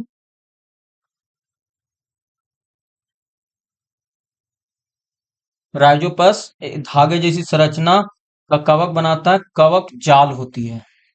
गुच्छ होता है नहीं, बीजाणु होता है नहीं, बीजाणु नहीं, कवक तंतु होती है, कवक तंतु।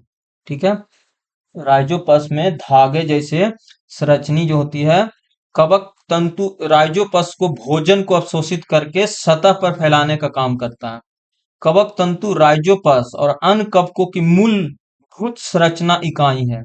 ये पतले धागे जैसी तंतु होते हैं, जो आपस में मिलकर जाल जैसी संरचना बनाते हैं, जिसे माइलिनियस कहा जाता है। राइजोपस का पूरा शरीर जो है ना, एक कवक तंतु की तरह बना होता है। ठीक है, अगला क्वेश्चन है कि सही तरीके से ना किए जाने पर परिवार नियोजन की सल्क विधियां जोखिम भरी होती है। मतलब ना परिवार नियोजन बढ़ाने वाली तो क्या होती है? ये जनन जनन क्षमता बढ़ा सकती है, अंडोत्कर्ष को रोक सकती है, संक्रमण जटियों के कारण बन सकती है, हार्मोन दुष्प्रभाव को उत्पन्न कर सकती है। देखो, सही तरीके से ना किए जाने पर परिवार नियोजन की सल्क विधियां जोखिम भरी। परिवार नियोजन मतलब जो कॉन्डोम यूज किया जाता है ना, उसकी उसकी उसकी बात हो रही है, उसकी बात हो रही है। ठीक है, तो ये पता है अंडोकंस को रोक सकती है, ये नहीं, ये संक्रमण और जटिलताओं का कारण बन सकती है ये। ठीक है, अगर सही तरीका से आपने परिवार नियोजन मतलब कॉन्डम यूज नहीं किया, तो बहुत खतरनाक हो सकता है, क्योंकि जो पुरुषों में नसबंदी होती है ना, और महिलाओं में जो ट्यूबगेलेनस होती है, वो प्रभावी गतिविधियां हैं। गलत तरीका से यूज करोगे तो बहुत दिक्कत हो जाएगा, समझ रहे हो। अगला क्वेश्चन है, किस स्थिति में लेंस लेंस ठीक 1 का आवर्धन उत्पन्न करेगा। जब 1 का करेगा, जब वस्तु वक्रता केंद्र फोकस के बीच पे रखी हो, हाँ यहाँ पे, जब फोकस दूरी दुगनी पर रखी हो तब ऐसा होगा। 10 के बी हो जाएगा। लेंस ठीक 1 होगा जब ऐसा ही होगा, ठीक है। दुगनी दूरी पे रखोगे ना तो होगा। निम्नलिखित में कौन सा संयोजन अभिक्रिया का सर्वोत्तम ढंग को दर्शाता है? संयोजन का मतलब क्या होती है? कॉम्बिनेशन। दो तत्व मिलकर एक यौगिक बनाते हैं, बिल्कुल। एक अभिक्रिया जिसमें एक, गलत। दो यौगिक मिलकर एक आयनों का, ये तो डिस्प्लेसमेंट, ये होगी सरल, नहीं तो डी। दो यौगिक एक यौगिक बनाते हैं, 11 के डी। पौधे में पौधे में बीजाणु बनना प्रजनन की एक विधि है जिसमें बीजाणुओं का उत्पादन होता है। बीजाणुओं बनने के बारे में निम्नलिखित में कौन सा कथन सत्य है? जो पौधे होते हैं, पौधे में बीजाणु बनना प्रजनन की एक विधि है जिसमें बीजाणुओं का उत्पादन होता है। बीजाणुओं बनने के बारे में निम्नलिखित में कौन सा कथन सत्य है? तो बीजाणु पौधे में लैंगिक प्रजनन के माध्यम से बनते हैं। बीजाणु जो बनते हैं वो पौधे में लैंगिक नहीं होता। बीजाणु फर्न, मांस और गैर फूल वाले पौधे निर्मित होते हैं और नए पौधे को विकसित करते हैं। बीजाणु केवल आवर्त बीज होती है, यही आंसर सही है। 12 के बी। 12 के बी जो होती है ना, बीजाणु फर्न और मांस जैसे गैर फूल वाले पौधे निर्मित होते हैं और नए पौधे विकसित होते हैं, ठीक है। समझ रहे हो ना? पौधे में बीजाणु बनना प्रजनन की एक विधि है जिसमें बीजाणुओं का उत्पादन होता है, और बीजाणु के बारे में यही है, बीजाणु फर्न, मांस जैसे गैर फूल पौधे को निर्माण करते हैं और नए पौधे विकसित करते हैं। और बीजाणु आमतौर पर अलैंगिक प्रजनन होता है, ठीक है, लैंगिक प्रजनन नहीं होता है, ठीक है। समझ रहे हो? क्योंकि जो फर्न और मांस जैसे गैर फूल होते हैं, इन्हीं में ना टेरिफाइडा और बारोफाइडा कहा जाता है, ठीक है।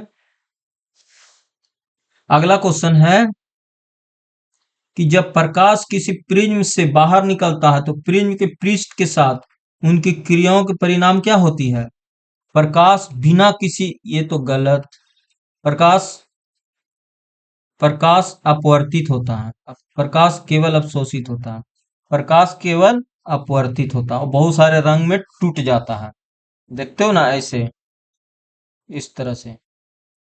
इसी को तो बोला जाता है वर्ण विक्षेपण, dispersion of light. Dispersion of light मतलब जब हम प्रकाश के प्रिज्म से बाहर निकलते हैं, जो प्रिज्म के पृष्ठ से बहुत सारे अपवर्तन होती है, ठीक है। समझ रहे हो ना? अगला क्वेश्चन है कि निम्नलिखित में कौन मानव के मामले में विकासशील भ्रूण अपशिष्ट उत्पादों को निष्कासन करने में मदद करता है? निम्नलिखित में कौन सा मानव के मामले में विकासशील भ्रूण अपशिष्ट उत्पादों को निष्कासित करने में मदद करता है? तो ये करता है अपरा।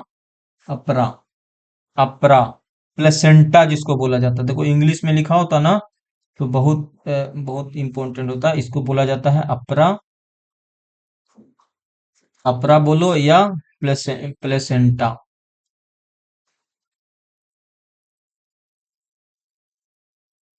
प्लेसेंटा प्लेसेंटा प्लेसेंटा जो होती है ना, वो विकासशील भ्रूण अपशिष्ट उत्पादकों को निष्कासित करने में मदद करता है, क्योंकि अपरा एक अस्थायी अंग है जो गर्भावस्था के दौरान गर्भाशय में विकसित होता है।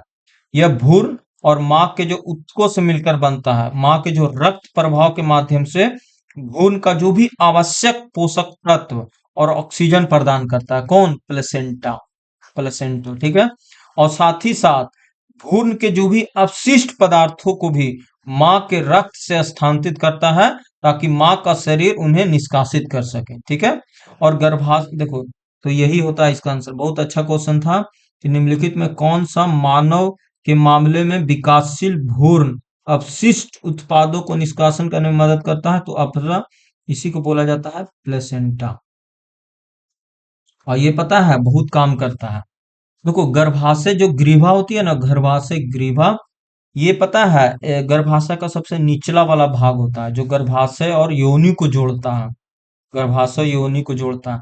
गर्भाशय जो ग्रीवा होती है, ये गर्भाशय योनि को जोड़ता है, और इसका मुख्य कार्य होता है शुक्राणु को गर्भाशय में प्रवेश करने देना, ताकि गर्भावस्था के दौरान भ्रूण को गर्भाशय में बनाए रखना। प्रश्न का अंडवाहिनी देखो, अंडवाहिनी क्या है? अंडवाहिनी, अंडवाहिनी जो है, अंडवाहिनी यहीं पे निषेचन होता है, अंडवाहिनी में ही निषेचन होता है, फर्टिलाइजेशन यहीं पे होता है, फर्टिलाइजेशन, फर्टिलाइजेशन यहीं पे होता है, ठीक है, यहीं पे होता है, ठीक है। और ये देख रहे हो, ये अंडाशय जो होती है ना, ये गर्भाशय की ओर बढ़ता है, तो समझ में आ गया। ये गर्भाशय और योनि को जोड़ने का काम करता है, और जो भी शुक्राणु वगैरह होती है ना, वो पास हो देता है ऐसे। और अपरा जो होती है, ये ऑक्सीजन, पोषक पदार्थ, ये सबको भी क्या करता है? पहुंचाने का काम करता है, और विकासशील भ्रूण अपशिष्ट उत्पादों को निष्कासन करने में मदद करता है। अगला क्वेश्चन है, प्रतिरोध किस प्रतिरोध किसी पदार्थ का वह गुण है जो विद्युत उत्पन्न करता है, धारा को, प्रभाव को विरोध, ठीक है।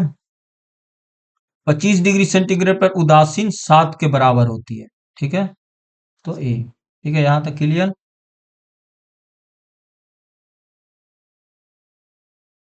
अगला कह रहा है, निम्नलिखित में कौन सी एल्किन के प्रथम सदस्य का सही सूत्र है? एल्किन मतलब एन, एन बराबर 1, तो सी एन एच 2n, तो C1H12, तो C1H1 मतलब एल्किन, एल्किन है ना, CnH2n है, तो n बराबर 1। वो एन देखो, एल्किन है ना, तो एन से नहीं शुरू होता, इच से शुरू होता, तो 2 से शुरू होगा, तो 4H4 हो जाएगा। तो इसका आंसर, यहाँ पे मिथ से शुरू नहीं होता, इथ से शुरू होता है, इसमें इथ से शुरू होता है, समझ में आ गया, इथ से शुरू होता है, क्योंकि इसे इथिन भी कहा जाता है, इथिन। ये एल्किन असंतृप्त हाइड्रोकार्बन है, जो यहां से शुरू होती है, ठीक है। पतले लेंस, पतले लेंस, पतले लेंस की स्थिति में वक्रता केंद्र प्राय प्रकाशीय केंद्र की अपेक्षा किस प्रकार में स्थित होती है? पतले लेंस की बात कर रहा है, वक्रता केंद्र प्राय प्रकाशीय केंद्र के सापेक्ष किस प्रकार स्थित होती है? वह लेंस की सतह पर स्थित होती है। प्रकाश किसकी बात कर, प्रकाशीय केंद्र की, ऑप्टिकल सेंटर, तो केंद्र के नहीं, सतह, केंद्र पे, यहाँ पे होता है, यहाँ पे 18 के, सॉरी सॉरी सॉरी, यहाँ पे होता है, प्रकाशीय केंद्र से समतुल्य में स्थित होती है, ये नहीं होगा, दूर में स्थित होती है ना, ऐसे, ऐसे, पतला मतलब ऐसे, ये तो ऑप्टिकल सेंटर हो गया, और ये हो गया सी, और ये हो गया सी, तो दूर। लेंस के एक ही सतह पर स्थित होते हैं, नहीं। प्रकाश केंद्र की अपेक्षा किनारे के निकट मोटा होता है, नहीं। प्रकाश केंद्र के संपाती होता, नहीं। प्रकाशीय केंद्र से समदूत पर स्थित होते हैं, थोड़ा सा दूरी पे, ठीक है, इस तरह से, समझ रहे हो। बहुत अच्छा क्वेश्चन है, ऐसे क्वेश्चन एग्जाम में कंफ्यूजन करता है, समझ रहे हो ना।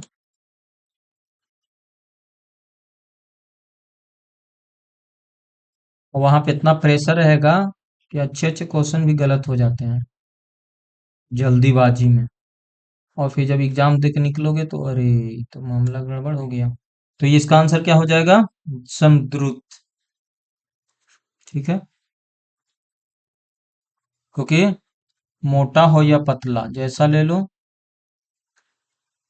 ये सी हो गया, और ये C1 और C2। आगे चलते हैं। कह रहा कि अभिक्रिया MN2 4HCl MnCl2 2H2O Cl2 में किसका अपचयन हो रहा है? अपचयन का मतलब समझ रहे हो ना, रिडक्शन, रिडक्शन किसका हो रहा है? रिडक्शन किसका हो रहा है? रिडक्शन देखो, रिडक्शन किसका हो रहा है?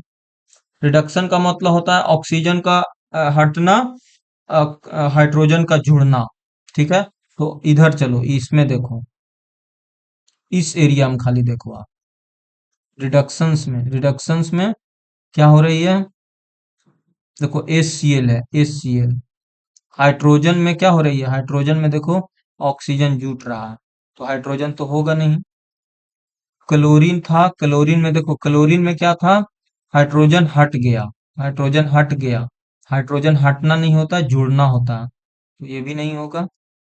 फिर हो गया एमेन, एमेन तो देखो, एमेन जो था ना वो ऑक्सीजन गया, क्लोरीन जुट गया, क्या हो जाएगा, ऑक्सीजन, ऑक्सीजन नहीं, मैग्नीज में हो रहा है रिडक्शन, ठीक है, तो 19 के क्या हो जाएगा, सी, 19 के सी में हो रहा है, ठीक है। निम्नलिखित में किसे गतिशील जनन कोशिका भी कहा जाता है, गतिशील, गतिशील जनन कोशिका भी कहा जाता है, तो ये कहा जाता है नर युग्म को, नर युग्म को कहा जाता है। जो गतिशील जनन कोशिका नर युग्म को कहा जाता है। नर युग्म जैसे शुक्राणु जो कोशिका होती है ना, स्पर्म सेल, ये परागकण के विशेष रूप से गतिशीलता के लिए अनुकूल होते हैं। शुक्राणु जो होता है कोशिका का एक पुच्छ जैसा फ्लैंग होती है, जो तैरने और मादा युग्म तक पहुंचने में मदद करता है। जैसे क्योंकि भ्रूण तक पहुंचना है ना, तो उसके पास एनर्जी नहीं रहेगा तो कैसे पहुंच पाएगा, नहीं पहुंच पाएगा। तो युग्म जो युग्म होती है और मादा युग्म मिलके ही तो निषेचन के परिणाम स्वरूप पहली कोशिका होती है, और युग्म एक नई पीढ़ी की शुरुआत करती है। तो यही बोला जाता है गतिशील जनन कोशिका भी कहा जाता है नर युग्म को, मादा युग्म को नहीं, भ्रूण को नहीं, नर युग्म को। यदि जब किसी क्षण चुंबक के पास कंपास लाई जाती है तो विक्षेपित क्यों हो जाता है। देखो, जब जब किसी क्षण जब किसी क्षण चुंबक के पास कंपास की सुई लाई जाती है तो वह विक्षेपित हो जाती है, क्योंकि कंपास की सुई अचुंबकीय होती है। कंपास की सुई विद्युत आवेश होता है, कंपास की सुई लोहे से बनी होती है, कंपास की एक छोटी सी क्षण चुंबक होती है, इसीलिए ऐसा हो जाता है, ठीक है। देखो, जो चीज नहीं है फालतू चीज को हटा दो, ठीक है। द्विविस्थापन अभिक्रिया किसमें होती है, मोस्टली होती है जलीय में, जलीय में होती है, जलीय में, समझ रहे हो ना। द्विविस्थापन अभिक्रिया मोस्टली जलीय में होता है, और क्यों होता है, आयन का आदान प्रदान, आयन का आदान प्रदान होता है, ठीक है, इसीलिए जलीय विलयन में होता है, ठीक है। यहां तक क्लियर, यहां तक क्लियर हो गया। आगे चलते हैं। कह रहा अगला क्वेश्चन है, यहां तक हो गया जलीय विलयन। अगला क्वेश्चन है, निम्नलिखित में कौन सा कारक विद्युत उपकरण द्वारा खपत की गई विद्युत शक्ति को प्रभावित नहीं करता। तो विद्युत शक्ति को प्रभावित नहीं करता, P बराबर होती है W/T, या P इंटू आई, या V²/R, या I²R। तो कौन सा आवृत्ति करता है, नहीं ये नहीं करता, आवृत्ति से कोई मतलब नहीं होता है उसको, ठीक है। देखो अगला है, सहसंयोजक अणुओं का गलनांक और क्वथनांक निम्न होता है, निम्न होता, बिल्कुल होता है, क्योंकि आयनिक नहीं है, ये सहसंयोजक है। इनके अणु प्रबल अबंध होते हैं, इसके दुर्बल आणक होते हैं। ये गैसीय प्रकृति की होती है, नहीं ये प्रबल, ये होती है दुर्लभ, 24 के B। क्यों होती है, देखो जो सहसंयोजक बंधन होती है ना, इसका गलनांक और क्वथनांक बहुत निम्न होता है। क्यों, क्योंकि दुर्बल अंतर आणविक बल पाए जाते हैं इसी के कारण, ठीक है। क्योंकि सहसंयोजक होगी विद्युत के जनरली कुचालक होते हैं। पूछा जाता है सहसंयोजक बंधन और आयनिक बंधन। देखो इसमें इसमें बोरा अणु के परबल तो नहीं होगा, गैसीय प्रकृति के, तो गैसीय नहीं होता है। परबल स्थिर वैद्युत, ये भी नहीं होगा, ये होगा। अगला क्वेश्चन कर रहा है कि एक एक प्रतिरोधक से प्रभावित धारा होती है, एक प्रतिरोधक से प्रभावित धारा V बराबर IR, तो I बराबर V/R, तो किसके वर्ग के, वर्ग तो नहीं होता है, वर्ग के नहीं होता है, व्युत्क्रमानुपाती होती है, ठीक है। व्युत्क्रमानुपाती होती है, समझ रहे हो ना। यदि श्रेणी क्रम से जुड़े दो समान है, प्रतिरोध समान है, मान लीजिए प्रत्येक का आर है, तो कुल प्रतिरोध क्या होगा, 2R हो जाएगा, समझ रहे हो ना। निषेचन की प्रक्रिया निषेचन की प्रक्रिया में वर्तिकांक की भूमिका क्या होती है। जब निषेचन होता है तो वर्तिकांक क्या करता है, बीज के रूप में विकास करता है, अंड कोशिका के साथ संलयन करता है, परागणन का उत्पादन करता है, परागकणों का अवअंतरण स्थल करता है, तो ये करता है परागकणों का अवतरण स्थल करता है, ये करता है, ठीक है। निषेचन की प्रक्रिया में जो वर्तिका होती है ना, इसका मुख्य काम यही होता है, पराग कणों के लिए अवतरण स्थल के रूप में कार्य करना। क्योंकि वर्तिका जो होती है, एक फूल का स्त्री केसर का सबसे ऊपर वाला भाग होता है, फूल वाला, समझ रहे हो ना। सबसे टॉप वाला जो होती है ना, ये वाला, ये होती है वर्तिकांग, ठीक है। और ये आमतौर पर देखोगे तो चिपचिपा और रेतेदार होता है, ताकि परागकण आसानी से चिपक जाए।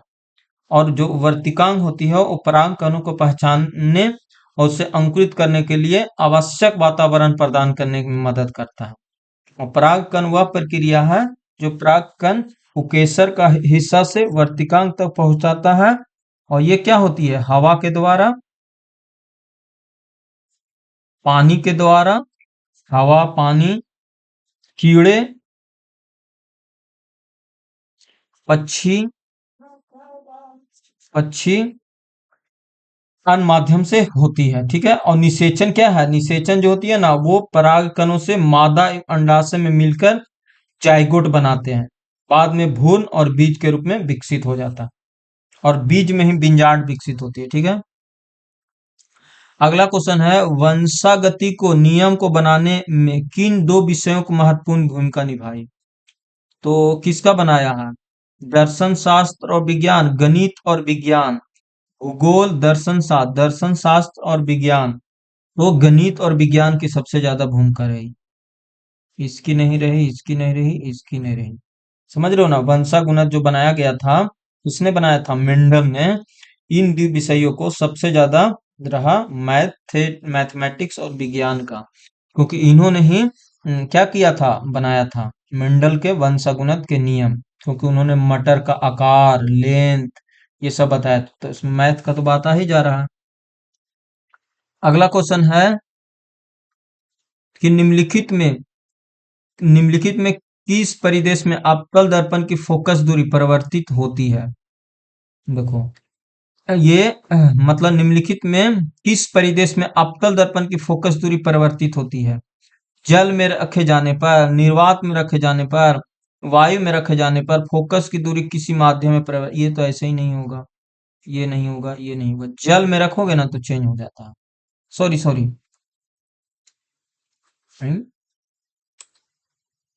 ओ, दर्पण की बात किया गया है भाई, लेंस का नहीं, यही तो समझना। हाँ हाँ हाँ, सही है, आंसर सही होगा, लेंस रहता तब ना। देखो ये है ना, इसका आंसर क्या हो जाएगा, बी हो जाएगा। माध्यम से कोई मतलब नहीं, अवतल दर्पण की फोकस दूरी अपवर्तित किसी भी परिवर्तित नहीं होता, क्योंकि अवतल दर्पण की फोकस दूरी होती है ना, वो माध्यम पर निर्भर नहीं करता है।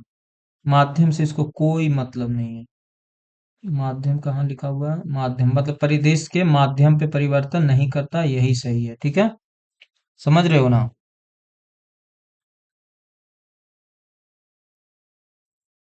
हाँ, लेंस जो रहता ना, वो प्रभावित होता है।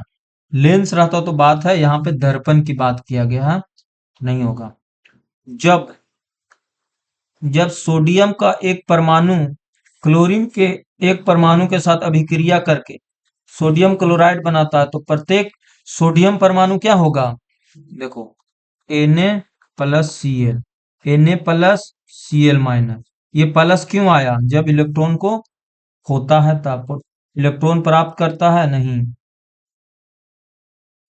इलेक्ट्रॉन खोता है तब ऐसा होता है, तो इसके डी, ठीक है, तो इसका आंसर हो गया। तो इस तरह से हमने पूरा कंप्लीट कर लिया 2 सेट।